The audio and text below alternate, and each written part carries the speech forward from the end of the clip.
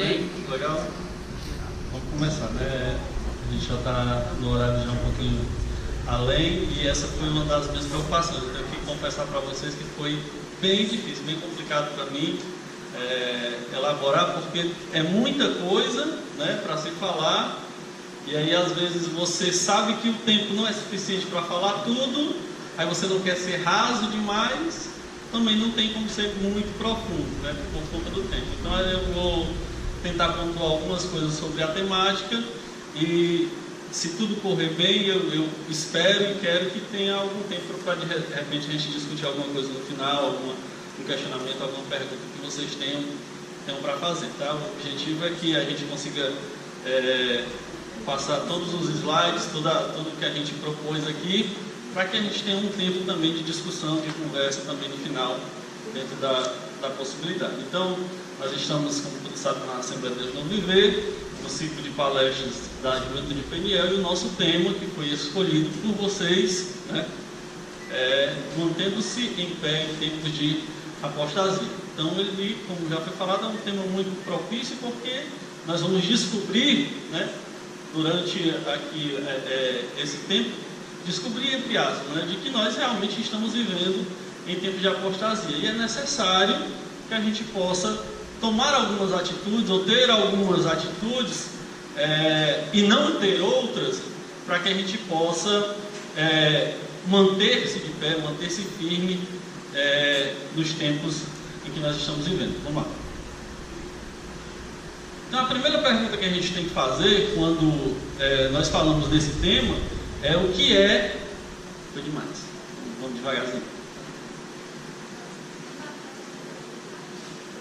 A primeira pergunta é: o que é apostasia? Se eu vou dizer, né, que nós estamos vivendo em tempos de apostasia, eu tenho que descobrir o que é apostasia.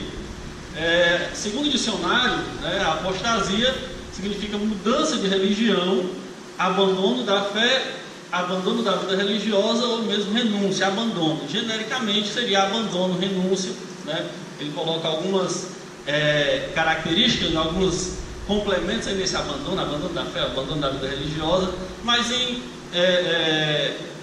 basicamente apostasia seria abandono ou renúncia, tá?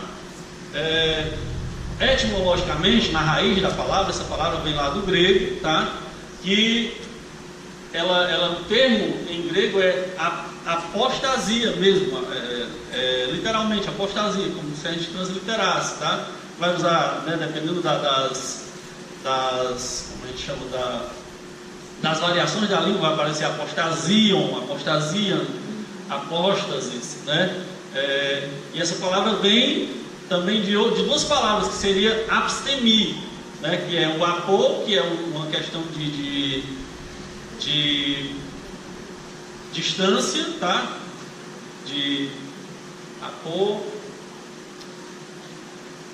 esqueci agora qual é a palavra, é uma preposição, e estemi é manter-se, tá? Então, no grego ele traz a ideia de ficar ou manter-se fora. O apo é fora, tá?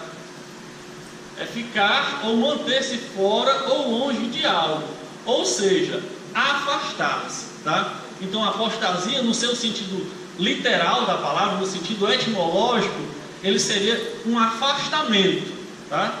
Então, a gente traduz hoje no português o significado no dicionário em português é abandono, renúncia, mas o significado epistemológico, o significado etimológico da palavra seria um afastamento. Vamos lá. O Novo Testamento Interlinear, na sua tradução do grego para o português, quando ele traduz, ele coloca a apostasia literalmente como uma postura fora, ou seja, alguém que se posiciona, toma uma postura, né, fora de algo, longe de algo. Então é como que eu vou me posicionar longe desse tripé, então eu vou para o mais longe possível dele e vou tomar uma postura, ou seja, eu vou ficar ali naquela posição distante de algo. Então, no sentido religioso, seria eu me manter ou tomar uma postura distante da religião, ou mais especificamente para o cristianismo, para a igreja, manter-me, tomar uma postura fora da igreja, além da igreja, distante da igreja, tá? Teologicamente, esse afastamento, que é o sentido da palavra, diz respeito ao abandono deliberado, ou seja, ele é um abandono que é voluntário, não é algo casual, não é algo que venha a ser por acaso, ele é algo deliberado, alguém que escolheu tomar essa postura de estar fora, alguém que escolheu tomar essa postura de estar distante. Então, se você toma uma postura de estar dentro, né, você também pode tomar uma postura de estar fora. Então, o sentido teológico da apostasia é isso: alguém que deliberadamente escolhe se afastar da crença da fé cristã por alguém, né, que dizia seguir essa fé, ou seja, alguém que confessou a Cristo, pelo menos dizia que era cristão, né, mas deliberadamente escolhe estar fora do cristianismo, sair do cristianismo, uma renúncia definitiva ao cristianismo. Continuando, o que é apostasia? No Antigo Testamento, o termo que é traduzido como apostasia é meshubá, que significa também afastamento. Literalmente ele é afastamento, tá? No entanto, a raiz, que é shub, significa voltar ou retornar, e pode aplicar-se de forma ambígua, porque esse voltar, ele pode ser entendido tanto como voltar para Deus ou como voltar-se contra Deus, tá? Então a palavra não dá para essa música, vocês levantaram a mão assim, eu vou pensar. Não, porque o entendimento de apostasia é como se fosse assim, a apostasia dos últimos tempos, né? Eu imaginava na minha mente que um falso evangelho, pessoas mudando o evangelho. Nós vamos falar sobre isso já, está bem pertinho, tá? E é justamente essa ideia que a gente vai ter que fazer um pouco essa distinção, tá? A gente vai ter que fazer um pouco dessa distinção. Volta lá, volta. Deixa lá.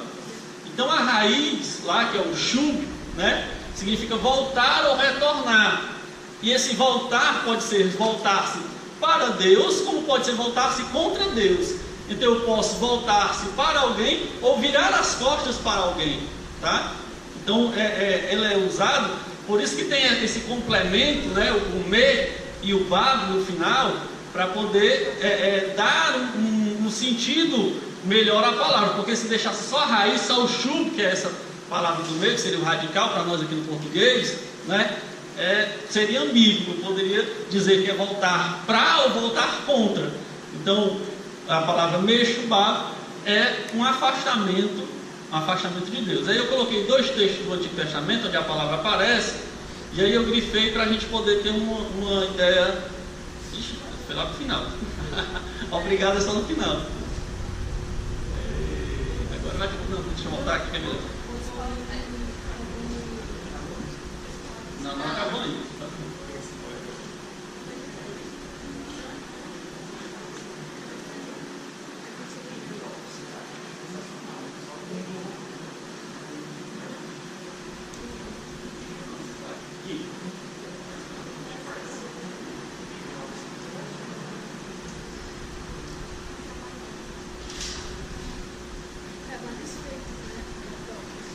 Tá? Então tem 2 textos aqui de Jeremias, né? O primeiro de Jeremias 8:5, que diz assim: porque pois se desvia este povo de Jerusalém com uma apostasia tão contínua, está lá, meshubá, né? Tão contínua, persiste no engano, não quer voltar. Jeremias 8:5. E o texto de Jeremias 2:19 diz assim: a tua malícia te castigará, e as tuas apostasias te repreenderão. Sabe, pois, e vê que mal e quão amargo é deixar o Senhor teu Deus e não teres em ti o meu temor, diz o Senhor Deus dos exércitos. Essa parte que eu grifei aí é justamente para mostrar essa questão do afastamento, tá? Vê as partes que são grifadas, ela diz, ó, se desvia este povo, ou seja, se desvia, se afasta, né? E não quer voltar, também a ideia de alguém que está longe e que não quer voltar. E lá embaixo, né, deixares o Senhor teu Deus, ou seja, mais uma vez a ideia de alguém que abandona, que deixa alguém que está longe, ou seja, a palavra tem esse sentido lá, o meshubá, no sentido de afastamento. Vamos lá. No Novo Testamento, o termo apostasia ele aparece de forma explícita 2 vezes, tá? Mas em sentidos diferentes. Lá em Atos 21, Paulo ele é chamado diante lá dos seus julgadores e a pessoa que está julgando ele diz assim: olha, os judeus vieram aqui, estão dizendo que você está ensinando os judeus a apostatarem de Moisés, ou apostatarem da lei de Moisés. Em algumas versões nem sequer é traduzido como apostatar, em algumas versões é traduzido como apartarem, tá? Mas lá no original está escrito o termo apostasia, ou apostasiam, tá? Então essa é a primeira vez que aparece. E o texto mais claro que aparece apostasia, lá em 2 Tessalonicenses capítulo 2, verso 3, onde o apóstolo, o próprio Paulo, ensina que o dia do Senhor não virá sem que antes venha a apostasia. Tem uma polêmica nesse texto aí, tá? Tem uma polêmica nesse texto. Além desses dois, há uma passagem onde ele aparece correlato, onde ele aparece na forma de verbo, tá? Nos dois aqui ele aparece como substantivo, apostasia. Já aqui em 1 Timóteo capítulo 4, verso 1, né, Paulo também afirma que nos últimos dias alguns apostatarão da fé, tá? Então ele aparece apostasia, uma apostasia, lá em Atos 21, em 2 Tessalonicenses 2 e 3, e em 1 Timóteo 4, ele aparece de uma forma, também a mesma raiz, mas aparece de uma forma diferente, porque ele aparece de uma forma verbal, tá? Que é apostatarão. O grifo aí que eu coloquei é o dia do Senhor e nos últimos dias, para mostrar que a apostasia está ligada aos tempos do fim, tá? A apostasia, ela está ligada aos últimos dias, né? Dia do Senhor é uma ideia de escatológica, uma ideia de tempos finais. E os últimos dias também já literalmente é escatos, os últimos dias. Vamos lá. Herege ou apóstolo? Aí é que a gente chega na questão do irmão Marcos, tá? E aí, o que vocês vão escolher? Escolhe para vocês, o que vocês querem ser, herege ou apóstolo? Eu acho que o irmão Marcos é herege. E aí? Herege ou apóstolo? Vocês escolhem. Então vamos lá. Herege ou apóstolo? Por que eu coloquei aqui herege ou apóstolo? A ideia do irmão Marcos. Tanto o Novo Testamento como a própria história da igreja, as doutrinas que a igreja historicamente, as interpretações históricas que a igreja historicamente apresenta, elas fazem uma distinção entre as duas coisas. Às vezes a gente considera que um herege e apóstata são sinônimos, mas não são. Eu poderia chamar um herege de uma apostasia parcial, tá? Ou seja, é alguém que abandona determinada doutrina da fé cristã.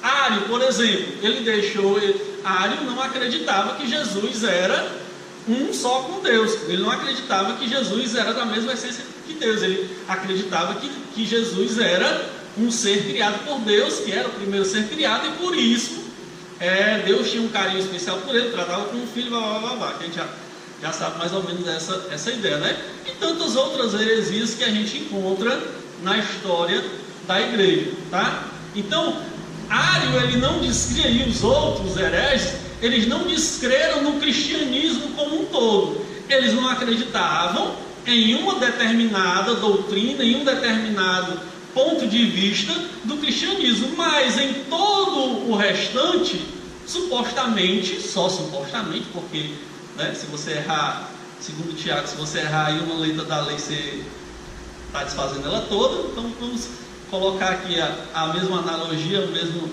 paralelo com o cristianismo. Se você errar em uma parte, também você vai estar desfazendo todo o restante, ainda mais com dogmas fundamentais da fé cristã, como, por exemplo, a divindade de Jesus, né?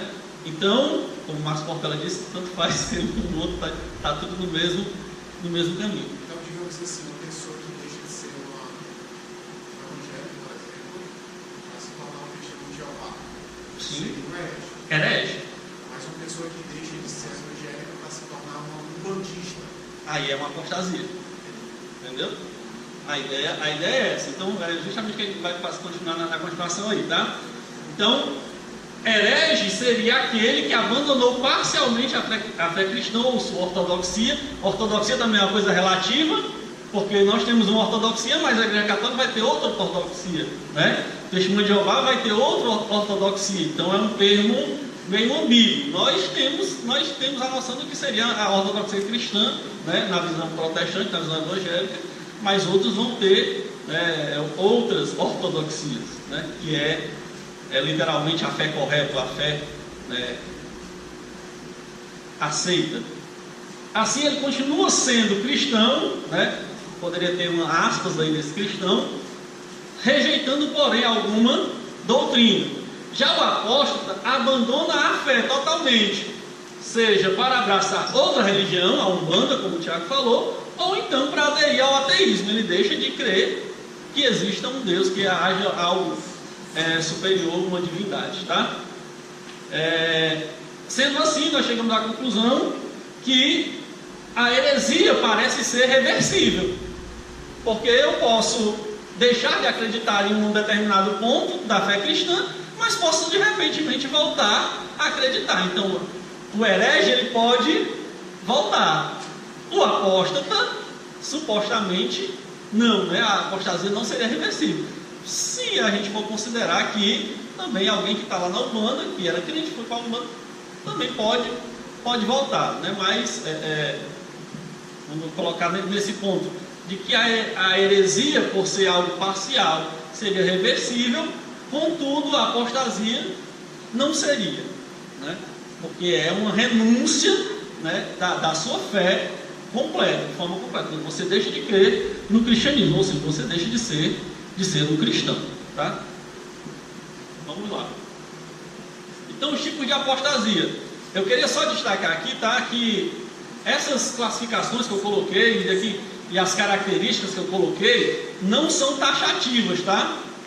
Você vai poder encontrar na Bíblia ou em algum outro estudo, alguém que vai colocar, que vai classificar, você vai poder encontrar classificações diferentes, características diferentes de apostasia. São coisas que eu achei interessante dentro da Bíblia pontuar, tá? Para a gente poder ter uma ideia. Então isso aqui não é taxativo, o Everton não é o dono da verdade, tá? Não é isso aqui que ele colocou e pronto. São só exemplificativos, tá?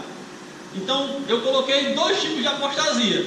A primeira tipo de apostasia é a pessoal, individual, tá? Que é o que a gente já falou de certa forma. É quando alguém, né, um indivíduo, deliberadamente se afasta de Deus. Alguém que já fez parte da comunhão dos santos, ou seja, ele fazia parte da igreja, estava na igreja, fazia parte da igreja, mas que escolheu abandonar a fé que anteriormente confessava. Geralmente, essa apostasia, ela é acompanhada de uma atitude hostil em relação a essa fé que ele tinha antes. Quando ele abandona, então ele passa a ter uma atitude hostil em relação a ela. Ele não quer mais saber daquela fé, tá? Pastor, ele tem nada a ver com pastor, não precisa de pastor não. Tem pastor. Não tem isso a ver com o distanciado não, é aquele que caiu. Não. Desviado. Porque aí, no caso de alguém que está, como a gente chama, desviado, afastado, né? Ele ainda tem em sua, vamos dizer assim, não alguém, como a gente falou, que sai da igreja e volta para o catolicismo, volta para a Umbanda, volta para as práticas que ele tinha antes, né? Mas alguém que simplesmente sai da igreja, né? Mas onde ele continua, de certa forma, mantendo, né, a sua fé em Cristo, por motivos, por N motivos que não estão, que a nós não podem ser variados, né?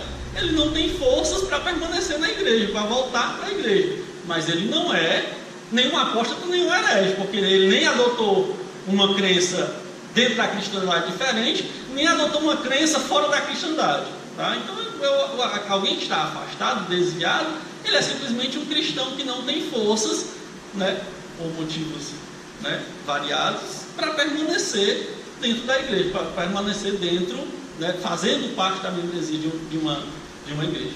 Mas alguém aproveitando aí? Só complementando o que você disse em relação a Marx, a heresia, a apostasia me parece mais uma questão da mente. E o afastado, ou desviar, como a gente fala, é mais uma questão do coração. É uma questão por isso que eu digo, é uma questão de força. É alguém que não tem força para permanecer. Desviado, que a gente pessoa que crê no que a gente crê. Ele só não une a crença dele à prática. A prática. Ele acredita em Cristo. Você pega uma pessoa que... Tanto que tem gente, você falando disso que você está falando, tem gente dentro da igreja que está desviado, porque ele não junta a fé com a prática. O desviado é todo aquele cuja prática ele não anda com a cultura. Ou a prática não anda com a crença. Né? Sim. Então, na igreja, tem muito também. Com certeza. Foi. Tem um texto aqui, ó. Não sei se você separou esse texto. Tito 3,10. Não, mas...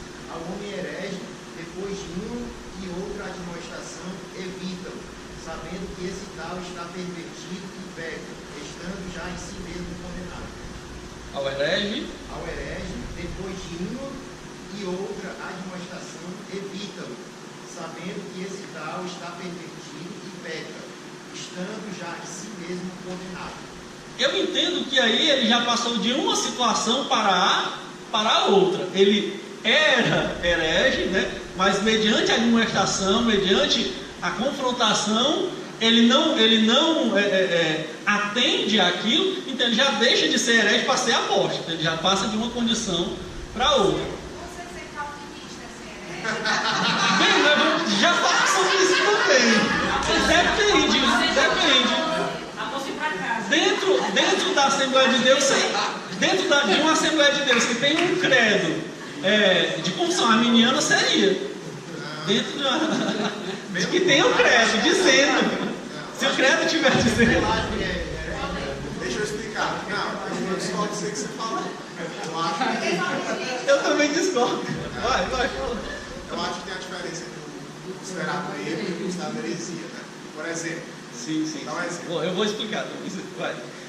Uma pessoa que crê que o arrebatamento é antes, durante ou depois da grande tribulação, essa pessoa, independente das três crenças que ela não tiver, ela não vai ser uma herege.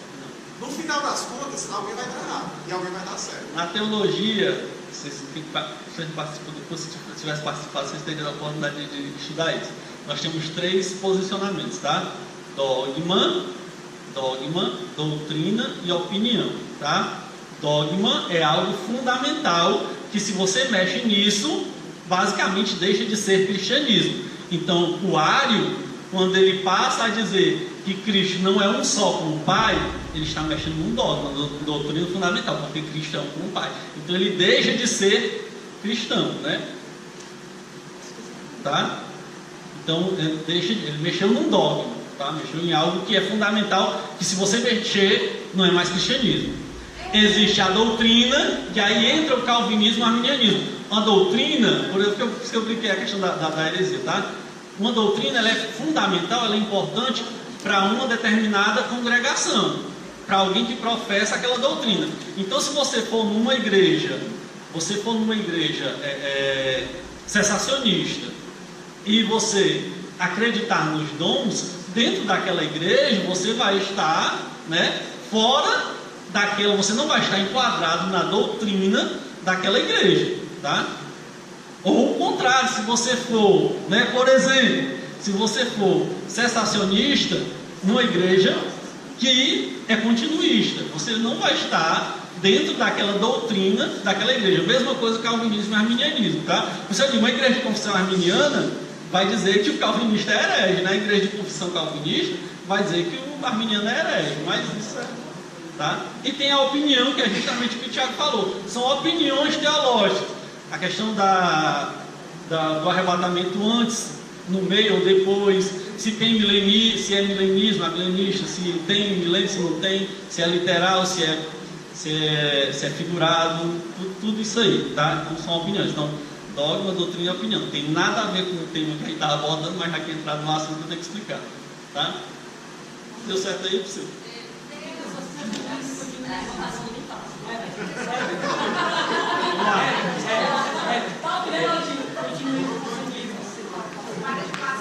Não, continue cessacionismo, todo mundo sabe o que é, né? Porque eu passei e não expliquei, né? Ele sabe. Cessacionismo ele entende, né? Então eu falei do... Você está perguntando o que é sensacionalismo. Sensacionalista é aquele site que tem lá que fala. Sensacionalista é um site que tem. Vamos lá. Então, o primeiro tipo é o pessoal, e o segundo que eu coloquei é o coletivo. Lembrando, não é taxativo.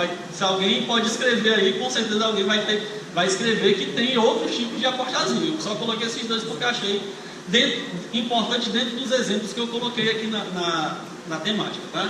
Então, a apostasia coletiva seria o quê? Seria a praticada por um grupo de pessoas, né, associadas, movidas por uma ideologia, uma crença falsa, ou simplesmente por rebelião contra Deus. Alguém que não quer saber de Deus e resolveu, um grupo, na verdade, que não quer saber de Deus e que resolveu apostatar, né, em conjunto, vamos dizer assim.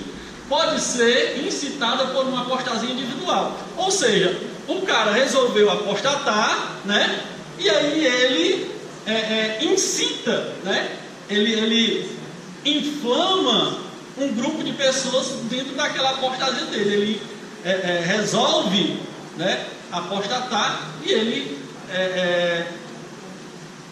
como é que eu posso dizer? Ele incita mesmo, ele contamina pessoas para formar um grupo maior de apóstatas. Ele não quer ser apóstata sozinho, né? Desigrejados é outra. O desigrejado é um resultado da modernidade. Eu acho que os desigrejados eles são heresia. Eles pegam o doutrina secundária, que é a comunhão dos santos, que é tentam com ela, né? o desigrejado, ele é uma mexida na eclesiologia, né? Eles querem uma reforma eclesiológica. O discurso dele é que a igreja teve uma reforma teológica, uma reforma na doutrina, teve uma reforma na prática teológica, mas não teve uma reforma na eclesiologia. Então eles denunciam que a igreja, mesmo protestante, manteve todos os ritos, né, que vieram lá da igreja católica, e supostamente vieram do paganismo. Então a igreja está contaminada e ela precisa ser expurgada disso, e a única forma de expurgar é sair da igreja. Então ele mexe na eclesiologia. Tá? Mas ele só fere doutrinas, né? Ele fere uma doutrina, a doutrina da eclesiologia. Não. Né? Eclesiologia é dogma, Galdinho? Não, eclesiologia não é dogma. Eclesiologia seria mexer ou na teologia propriamente dita, na doutrina de Deus, na doutrina de Cristo, na doutrina do Espírito Santo, e mexe com a divindade. Eu acho que seriam condições de se mexer em dogmas. Tem outro dogma fora dessas três doutrinas?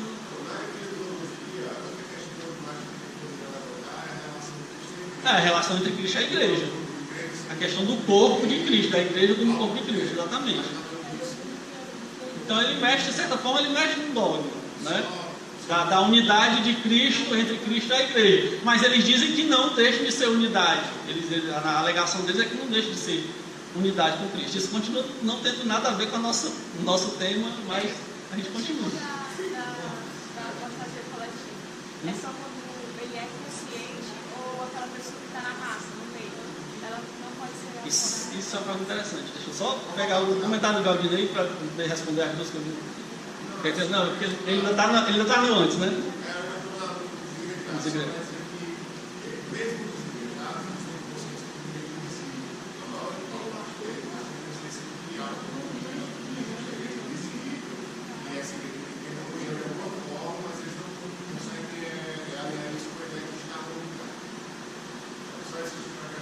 Sim, vamos lá. Apostasia, né? É interessante a pergunta porque está nesse ponto que eu coloquei que pode ser incitada por uma apostasia individual. A apostasia coletiva, aí ela pode não ser deliberada por membros do grupo.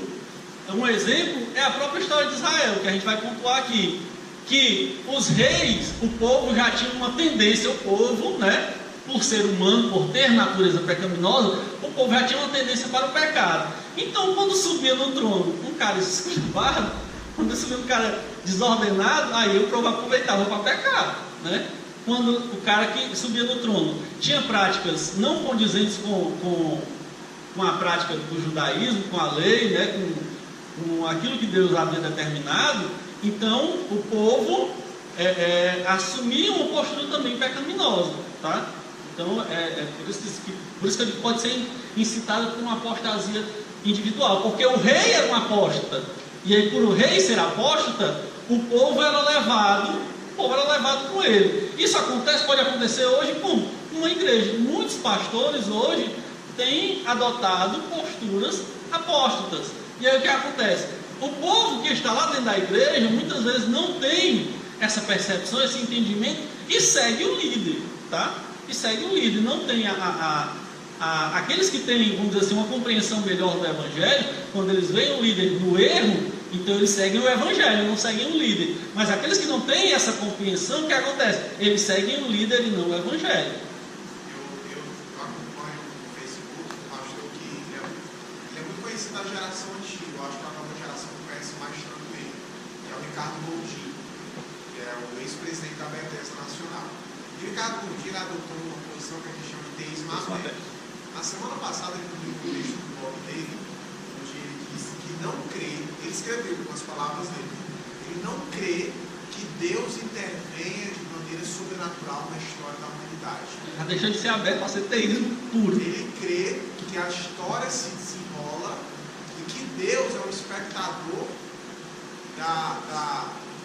do palco das ações humanas. Então, o homem toma as suas decisões e Deus lamenta quando o homem escolhe errado. Então ele deixou de ser teísta aberto para ser teísta puro. Ele disse exatamente isso. Ele não crê que existe um Deus. Que ele disse, aí aquele argumento dele, né? Que se Deus intervém, por que existe coisa bonita? Né? No fundo, você vai acabar nisso. Aí eu fui ver, eu já tinha visto há muito tempo atrás, mas eu fui ver de novo o Facebook da igreja dele, lá em São Paulo. Ele é Fortaleza, né? Mas a igreja que ele pastoreia lá, muitos anos em São Paulo. Você vê a igreja gigante. É uma igreja enorme, muito, muito grande, maior que a terceira do centro, bem grande mesmo. E lotada de gente. E você vê uma multidão de pessoas ouvindo o que esse cara está falando. Assim, um dos artigos que eu li quando eu estava elaborando a palestra, ele fala de dois caras ateus, um homem e uma mulher, que fizeram um estudo acompanhando 5 apóstolos que continuavam. Alguns não acreditavam mais, né, em algumas doutrinas, por se chamar de herege, e outros tinham apostado totalmente, tinham se tornado ateus, mas que continuavam com as suas posições de liderança de igreja.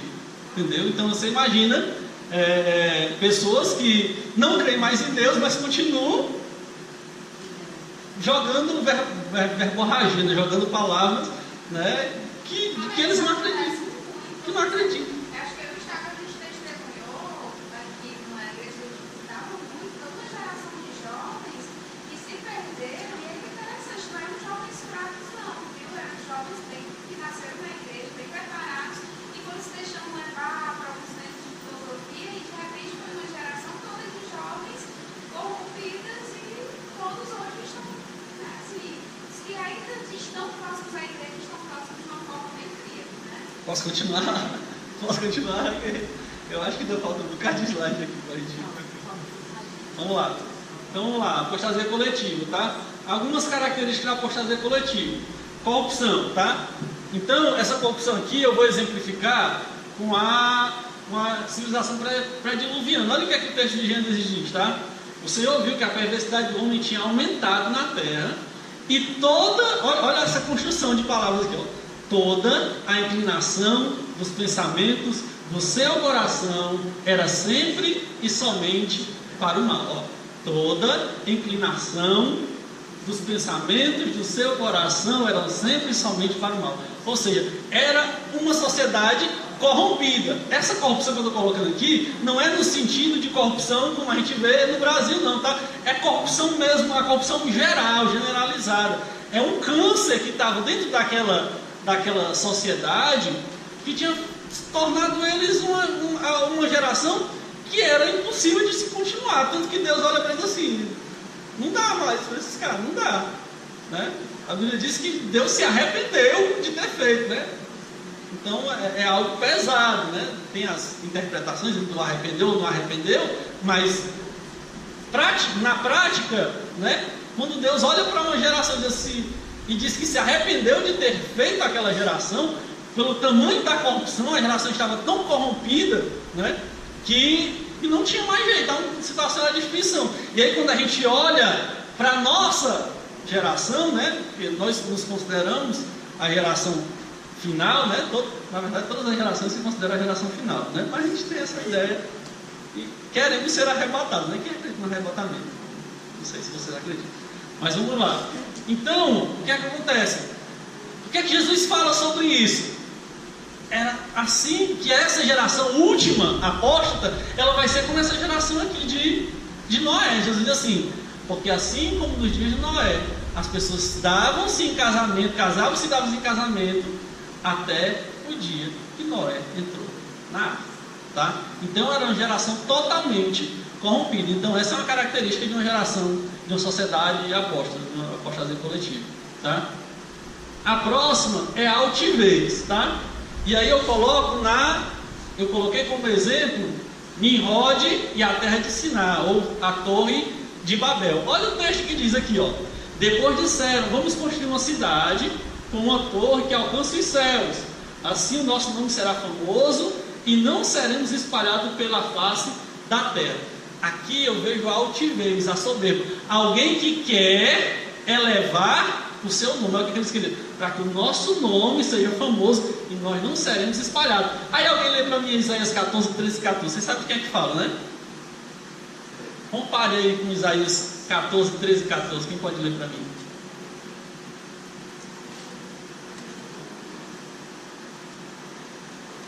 E tu dizias no teu coração: eu subirei ao céu, e acima das estrelas de Deus exaltarei o meu trono. E no monte da congregação me assentarei na banda dos lados do norte. Subirei acima das mais altas nuvens e serei semelhante ao Altíssimo. Quem é esse cara? O cão. Né? Aí na profecia, a profecia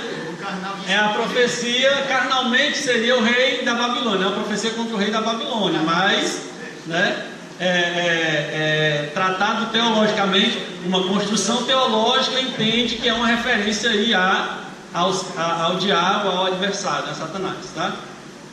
Vai, Marcos. O Leandro Carnal, aquele professor filósofo, disse que é o primeiro empreendedor da história. Ele queria subir mais alto. Então, altivez, né? Então alguém ou alguém, né, que se coloca numa posição de altivez, de soberba. Eles querem muito. Então a sociedade, né, apóstata, ela deseja, né, estender o seu nome de uma forma que o seu nome não se apague da história, né? Vamos construir uma torre para que a gente se torne famoso e não sejamos espalhados, né? E aí qual é a resposta de Deus para esse povo? Ei, desçamos e confundamos, né? Porque assim não dá. Eu assisti uma palestra que tipo, um professor, ele estava lá, e ele tem uma extensa pesquisa em Gênesis. O Nimrod, ele, na história do diabo mesmo, ele era muito bom. É o Sargão da Arcádia, né? Na Bíblia a gente chama ele de Nimrod, mas na história ele é conhecido como Sargão. A religião que ele fundou, esse versículo meio que descreve bem, essa atitude dele de rebelião, é considerada a mãe da religião babilônica. Essa atitude dele de rebelião com Deus criou uma linhagem de homens piedosos que mais futuramente aqui seria o primeiro império babilônico, né? Exato. Originaria toda a religião babilônica. O Nimrod, ele teria casado com uma mulher, né? E essa mulher acabou se tornando Denise. Ela se autoconsagrou deusa, e a filha dela com Nimrod, o filho dela com Nimrod, também foi tornado divindade.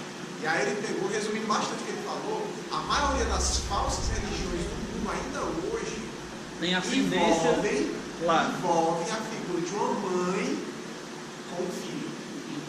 A maioria, eles citam várias religiões. E aí que onde se diz que o cristianismo importou, né, a ideia da deusa mãe. Isso contaminou a igreja romana, e é por isso que a ênfase hoje da igreja romana é a ideia da deusa mãe. Com seu filho. Na verdade, a Artemisia e o filho dela com Nimrod, que eu esqueci o nome. Vamos lá, então vamos continuar. Outra característica de uma sociedade apóstata no seu coletivo, na apostasia coletiva: imoralidade ou amoralidade. Por que eu coloco assim? Porque a imoralidade gera, de certa forma, a amoralidade, certo? A imoralidade, o que seria a imoralidade? É uma conduta contra a moral, seria a imoralidade, né? Uma conduta contra a moral. E de tanto se conduzir contra a moral, você acaba esquecendo a moral deixa de existir. Então por isso que eu digo que é uma sociedade imoral e amoral, tá? Você é contra a moral, você, né, entre aspas. De tanta imoralidade, de tanto ser contra a moralidade, você acaba extinguindo a moralidade. Esse sentimento, ele acaba deixando de existir. Isso é uma característica de uma sociedade apóstata, de uma apostasia coletiva. E aí eu coloco duas situações, Sodoma e Gomorra e Gibeá, tá? Que é um episódio semelhante. Alguém já pode abrir em Juízes 19, 22 e 30. 19, 22, depois a gente vai ler o 30 no final, tá?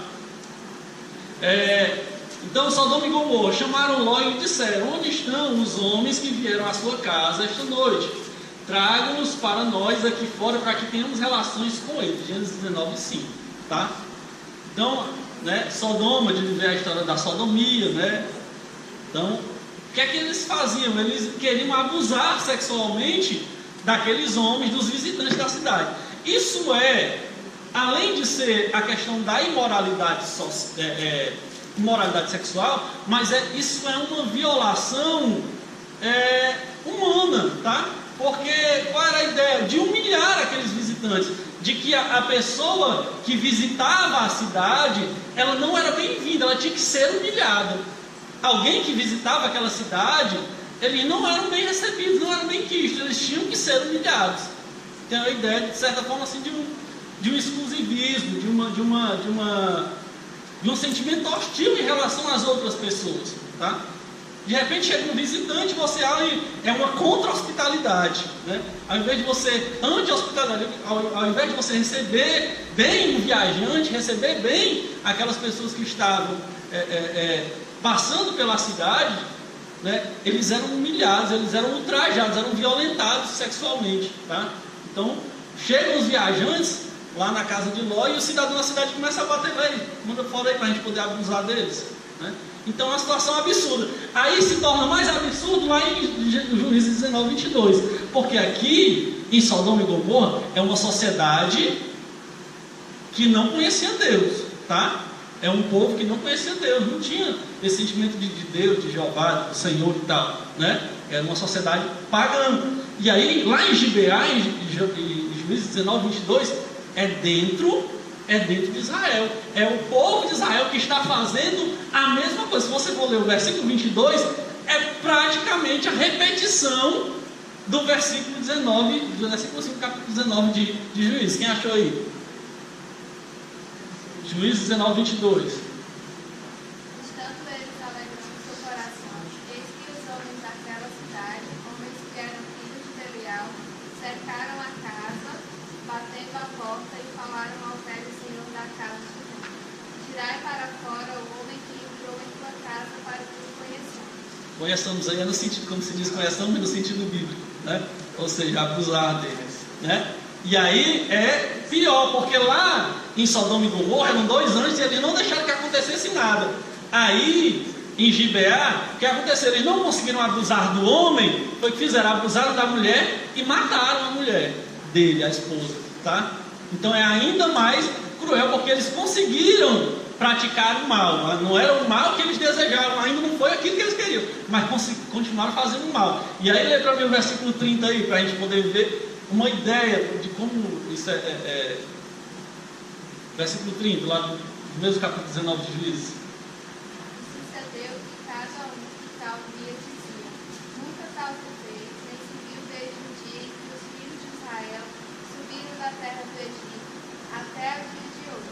Ponderai isto no coração, considerai e falai. Pesem isso, está dizendo, ponderai isso.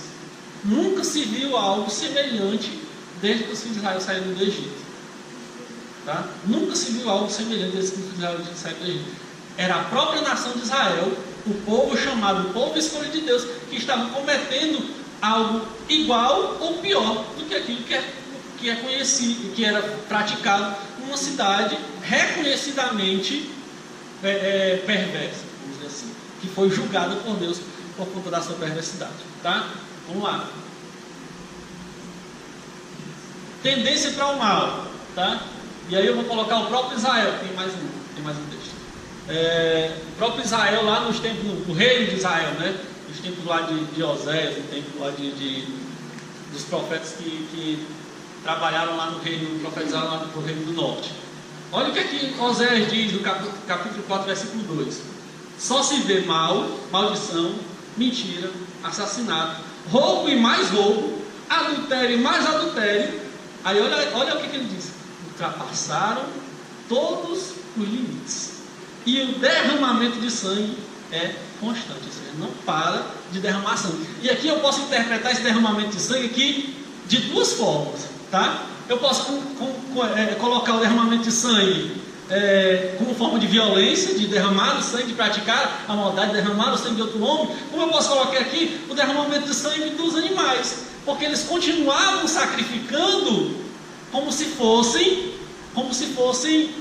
aquele sacrifício que eles faziam pudesse justificar toda a maldade que eles praticavam, né? Como lá em Jeremias capítulo 7, eu gosto sempre de citar esse texto, que eles faziam todo tipo de maldade a semana todinha, e quando chegavam no sábado e no templo, e abriam os braços do templo do Senhor, o templo do Senhor é esse, como se o templo pudesse, né, e os sacrifícios que eles faziam no templo pudessem apagar toda a maldade que eles praticavam, tá? Então é isso que aconteceu lá em Israel. E aí o próprio Senhor testemunha agora, diz assim, ó: o meu povo está decidido, e outros textos vai ter inclinado a desviar-se de mim, embora não sejam conclamados a servir o Altíssimo, de modo algum o exalto. Então era uma sociedade que tinha tendência para o mal, estava inclinada para o mal, só tinha maldade, porque o texto do capítulo 11 diz: inclinado para o mal. O meu povo está inclinado para o mal, ou seja, o povo tem uma inclinação constante para fazer a maldade. Continua o texto. E a outra, é a última que eu coloquei, tá? É inversão de valores, que aconteceu lá em Judá, né?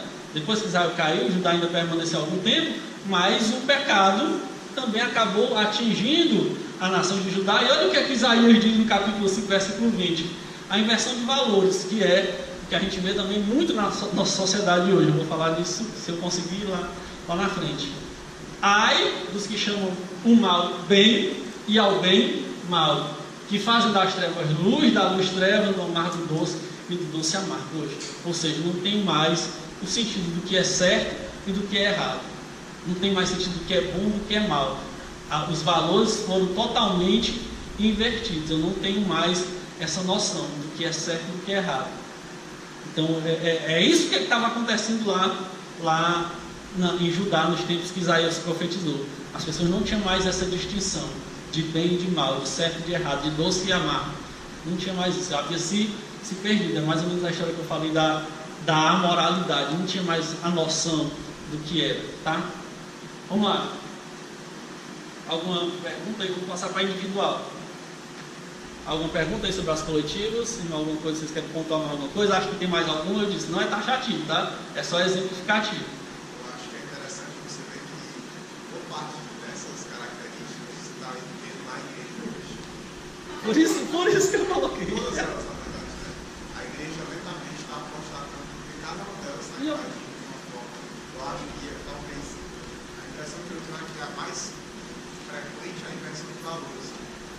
Você acaba colocando o secundário como principal, e o principal você deixa em cima, muitas vezes, em terceiro plano. Então vamos lá, vamos agora tratar das características da apostase individual. Eu coloquei como exemplo um cara chamado Sansão, tá? Autossuficiência, vamos lá. Sansão, ele era chamado nazireu. A lei do nazireato está lá em Números capítulo 6, 1 e 21. E ela se baseava em três coisas, três objetos, tá? O primeiro, não beber bebida forte. Ele não podia beber vinho, bebida forte, nenhum tipo de bebida, né, alcoólica, que gerasse alguma dormência, vamos dizer assim, né, alguma entorpecência de alguma forma. Ele não podia tomar bebida forte. Tá lá só que lá em Juízes 14, 8 e 9 diz que ele fazia banquetes, né, constantemente. Né? Então dá-se a ideia, se ele fazia banquetes, ele bebia, né? Só uma conjectura, mas eu coloquei aqui como pode ser. não tocar em cadáver. Lá no Juízes capítulo 14, versículo 10, diz que ele tocou no cadáver. Foi só um exemplo, né? Ele disse que ele passou lá onde ele tinha matado o leão e pegou lá no cadáver do leão, né? Fora os cadáveres que ele pegava do povo que ele matava, que foi só para exemplificar, tá? E não rapará a cabeça. Lá em Juízes 16, 19 diz que ele raspou a cabeça, né? Rasparam, né? Mas porque ele deu mole, né? Vacilou, mas tudo bem. Então, o que é que eu quero dizer com isso? A autossuficiência. Sansão, ele achava que se bastava. Ele confiava tanto na força dele, né? Ele era tão autossuficiente, tão cheio de si, que ele achava que Deus nunca ia abandonar ele. Eu costumo dizer que quando Sansão raspa a cabeça, é o último fio, né? Fazer o trocadilho com o cabelo, é o último fio de comunhão que ele ainda tinha com Deus, tá? Então, quando ele rapa a cabeça, é o último fio de comunhão que ele tinha. Ele já tinha descumprido a lei do nazireado em todos os aspectos, tá? E ainda ficou brincando. Fora isso, ele ainda procurou mulher estrangeira, né? 2 vezes, não foi só uma, né? Então ele cometeu todo tipo de coisa que ele não poderia fazer, porque ele achava que ele era o cara e para ele ia dar tudo certo sempre. Só que teve uma hora, como diz, a casa caiu, né? Então não deu mais certo. Então vamos lá. E aí, nos individuais eu trago uma liçãozinha, tá? Aí eu vou pedir, nos individuais aqui eu vou pedir licenças calvinistas, porque tem algumas coisas de responsabilidade humana, tá? Eu esqueço só um pouquinho a soberania de Deus, tá? Coloco aqui a responsabilidade do homem, tá?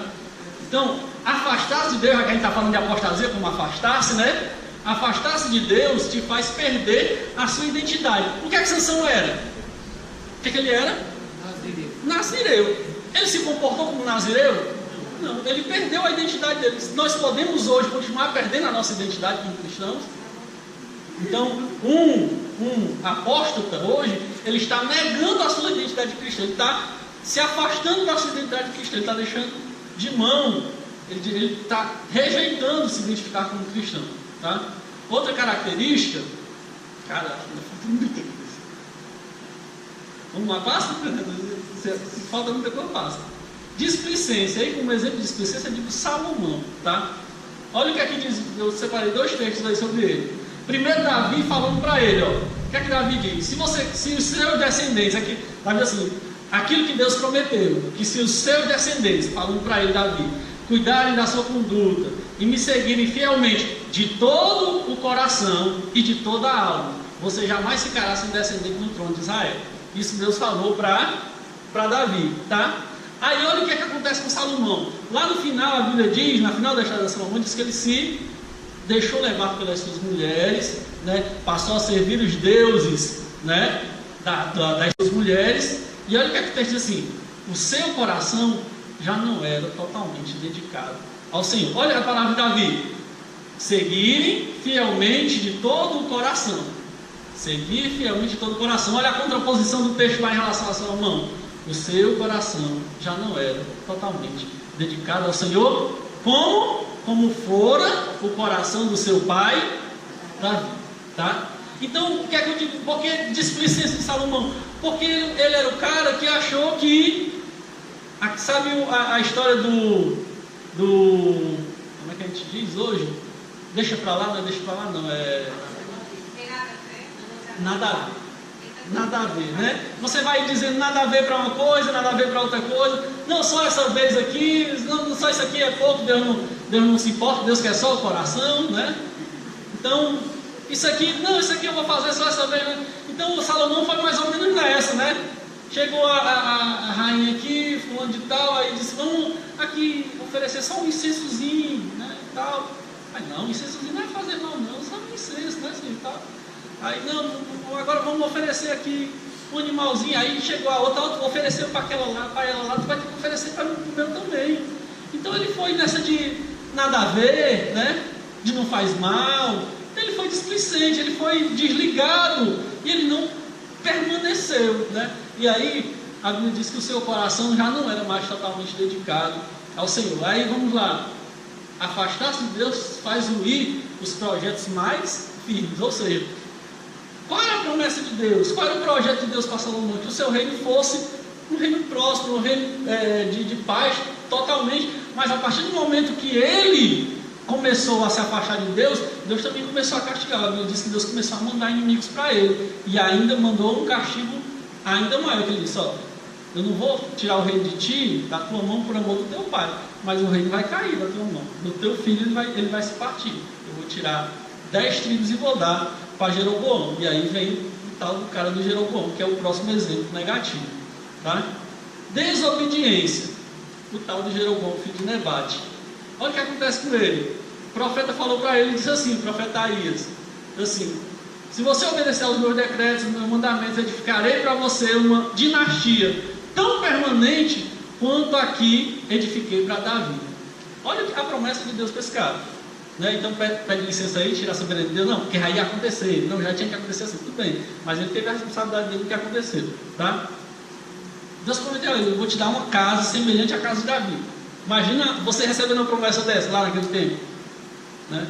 Aí o que acontece? Chega um dia, Jeroboão consegue, né, um reino lá para ele, 10 reis, eram as tribos maiores, as tribos mais ricas. Aí de repente deu um negócio na cabeça dele: rapaz, é o seguinte, se eu deixar esse povo descer para Jerusalém para adorar, eles não vão mais voltar não. Peraí, chamou os caras aqui, ó, faz o seguinte, faz aí dois bezerros, lembra o bezerro lá? Deus já tinha matado um bocado perto de um bezerro lá no Monte Sinai. Aí ele manda construir 2 bezerros, o cara era meio... Ó, 2 bezerros, aí bota um lá em Dan e outro em Betel. Aí diz assim, ó, tá aí. Aí, mesmo que disseram lá Arão, fizeram lá Arão dizer, ó, eis aí o teu Deus que te tirou da terra do Egito. Aí sabe o que acontece com esse cara? Todos os reis de Israel, sabe o que aqui tem dizendo lá? Sobre os reis de Israel que eram maus, que andou nos caminhos de Jeroboão, filho de Nebate, que fez pecar Israel. Todos. Ele podia ter escolhido a primeira, a promessa de Deus, né? Ter uma casa igual a de Davi. Mas ele escolheu. Olha o que aqui tem de dizer. No dia 15 do 8º mês, data que ele mesmo escolheu. Ele mesmo escolheu, né? Todas as festas, as festividades lá de Israel eram datas que Deus indicou. Mas a festa lá do rei de Israel, de Jeroboão, era uma data que ele mesmo escolheu. Dia 15 do 8º mês, data que ele mesmo escolheu, ofereceu sacrifício no altar que havia construído em Betel. E aí o que é que eu digo? Que afastar-se de Deus fez Jeroboão se tornar uma referência negativa, que fez pecar Israel, que andou nos caminhos de Jeroboão, filho de Nebate, que fez pecar Israel. Todos os reis de Israel têm essa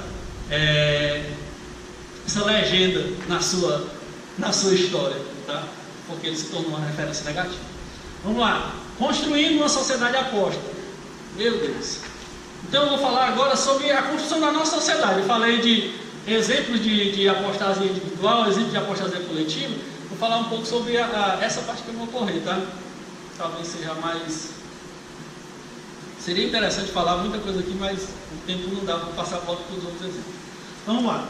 A sociedade apóstata em que vivemos hoje, a nossa, é resultado de uma construção histórica, onde vários fatores e movimentos foram determinantes para a consolidação do cenário caótico em que estamos inseridos. Então, tem uma série de movimentos que vão acontecer na própria história mundial que vão gerar a sociedade de hoje. A sociedade de hoje, óbvio que ela é resultado da sociedade de ontem, que é resultado da de anteontem, que é resultado da de trepontonte, né? Como diria Tidirido, né? Então, vai sendo uma sucessão, né? Não vou dizer que o ditado do Hernandes não, que é muito sucessivo. Mas vamos lá.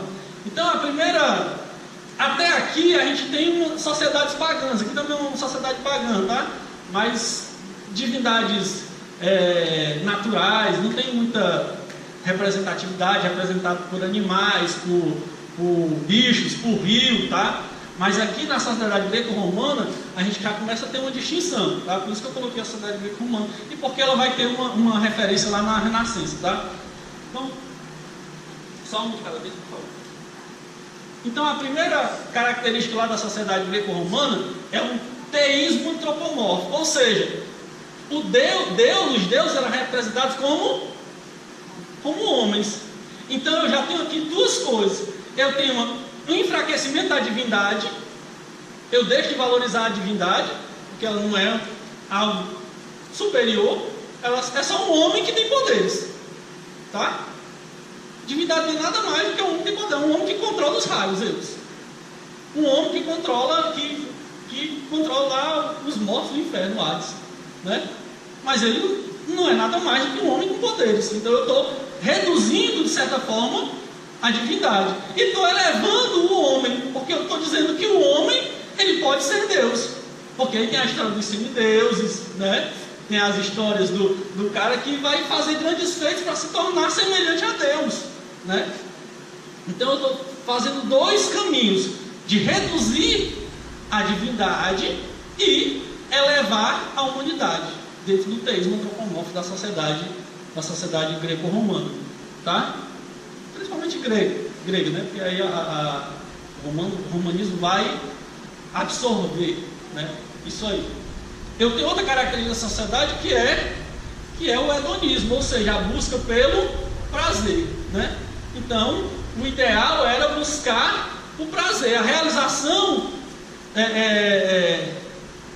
do prazer, né? Seja de qual forma fosse. Aí ia ter vários, de acordo com a ideia filosófica, né? O prazer podia ser conquistado de várias formas, né? Mas há uma busca pelo prazer, o hedonismo. Então, isso tem resultados, isso tem reflexo na nossa sociedade, na sociedade moderna, tá? Outra, a busca pela perfeição estética e intelectual. Isso não tem hoje, né? Tem não? Tem?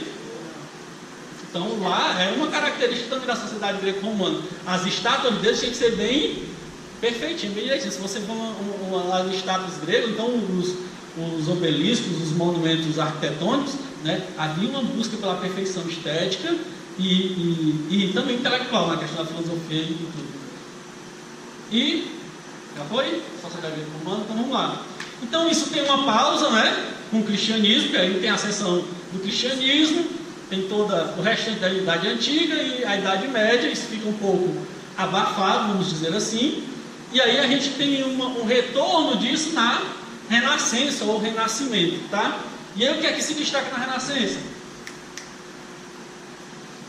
Primeiro, antropocentrismo. Agora, o homem é o centro, é o retorno uma busca pelo retorno da sociedade greco-romana e a ideia de que Deus deixe de ser o centro das coisas, né? A ideia medieval de o centro ser Deus, da Igreja Católica, e o centro passa a ser o homem. Então, o antropocentrismo. Isso abre espaço para as doutrinas humanistas, né? Outra característica é o heliocentrismo, que é outra também, a questão, né, do Galileu, do Copérnico, de tirar o centro, a teoria da Terra plana, né, de que a Terra era o centro do universo, e você passa a ter o Sol como o centro do universo. Então, isso abre uma nova cosmovisão. Você tem uma cosmovisão totalmente diferente agora. Você tem agora o universo, ele é infinito. Você tinha um universo finito, com a Terra no meio, agora você tem um universo infinito, com o Sol no meio, e você vai descobrir que ainda é mais ainda, né? O Sol é só uma estrela de quinta grandeza, tem muito mais coisa. E outro ponto também é a questão da invenção da imprensa nesse período, que vai abrir as portas para a comunicação, para a difusão da comunicação, para a difusão, né, da comunicação entre os homens, a facilitação para esses contatos, tá? Isso é no século XV, XVI, e aí século XVI e XVII a gente tem a Revolução Industrial, ou então a Revolução Técnico-Científica. O que é que vai acontecer nessa revolução? Primeiro, desenvolvimento tecnológico acelerado. Depois da primeira Revolução Industrial, nós temos a segunda e a terceira. Não sei se a gente já chegou na quarta já, mas tem aí a segunda revolução, né, que vai a questão da combustão, a questão das energias, né? E aí a terceira já vai ser a das tecnologias, da comunicação e tudo. Então tudo isso vai refletindo, né? Vai gerando, né, a sociedade de hoje. Formação de sociedade de massa. Antes as pessoas estavam lá no feudalismo, né? E ainda no começo da Idade Moderna, né? Mesmo com a ascensão da Idade Moderna e mesmo da contemporânea, mas as sociedades ainda eram muito rurais. As sociedades metrópoles, vamos dizer assim, elas vão surgir já basicamente lá no final do século XIX, começo do século XX. O Brasil, até a década de 40, era predominantemente rural. Ele só vai passar a ser mais urbano lá depois dos índices de 1950 e 1960. Então a gente passa a ter formação de sociedades de massa, tá? Formação de aglomerados urbanos, que tinha lá na Idade Antiga, mas com o feudalismo se espalhou e aí não era tão forte. E a produção, né? Com a produção da Revolução Industrial, isso se multiplicou. As pessoas vinham para onde estavam as indústrias, para buscar emprego, para buscar oportunidades, e aí tem o fenômeno da favelização, o fenômeno de mobilidade já mais para o futuro, de saneamento, então várias situações que isso vai gerar a aglomeração das massas, tá? Movimentos filosóficos, alguns que também trouxeram resultado. Racionalismo, lá o penso logo existe, era o Descartes, né? E ainda tinha uma raiz ainda cristã, né? Muito cristão Descartes,